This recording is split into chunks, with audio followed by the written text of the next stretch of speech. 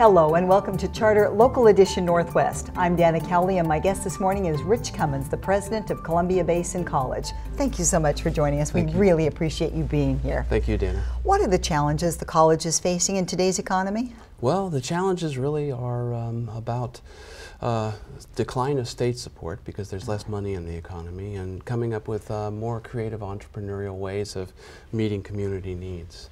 And you have more students coming wanting to take classes, but you've actually had to reduce your staff somewhat to just deal with your budgetary needs. We have. So we've had to eliminate programs. Most of our budget is direct services. So we've trimmed and we've cut, and we're about as efficient as you can get, which is a good thing, I think, for the state. And for a young person coming looking at college and looking for a junior college, because very often it's the best value and some high quality education, what's your recommendations to them? What would you suggest to somebody who's a new person starting out? Well, I would start with the notion that there's an advantage to going to college.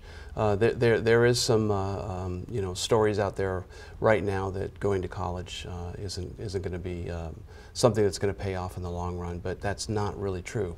There are anecdotes, but the data, especially data released by a Georgetown study just recently, show clearly that for those people with bachelor's degrees or more, there was no Great Recession. And for those with high school degrees or diplomas or less, there's been no recovery. Oh. So, and when you take the community college, you're talking about middle skills jobs, some college, a year certificate, a 2-year degree, but less than a 4-year degree, and that accounts for roughly half of the jobs in the economy. And then also individuals who transfer on to universities using the community college as a stepping stone for the first 2 years account for another huge majority of the jobs in the economy. So this data kind of lay out some stark contrast between those in the knowledge economy who are pursuing some post-secondary education versus those who aren't. So my recommendation to parents and young people and to families is really think hard about whether or not you're going to go get some post-secondary education, because it's going to give you an advantage in the current economy. And then for the person who's decided to do that, taken that advice and wants to pursue it, the suggestions are all over the map as to where the jobs and the money will be in the future. So what do you advise a young person in that arena? What classes to take, what career to choose? I was a liberal arts major as an undergraduate. I have a degree in English.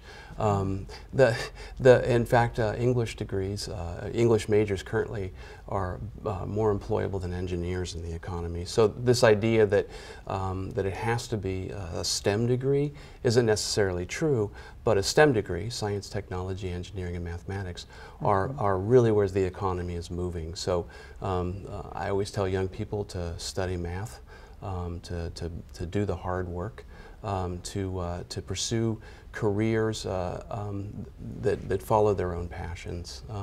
You have to make decisions about what you want to study and how where you want to work and what kind of career you have based on real desire. Otherwise, it's going to be kind of an empty experience. It needs to be your passion. Yeah. Otherwise, it's work. Yeah, exactly.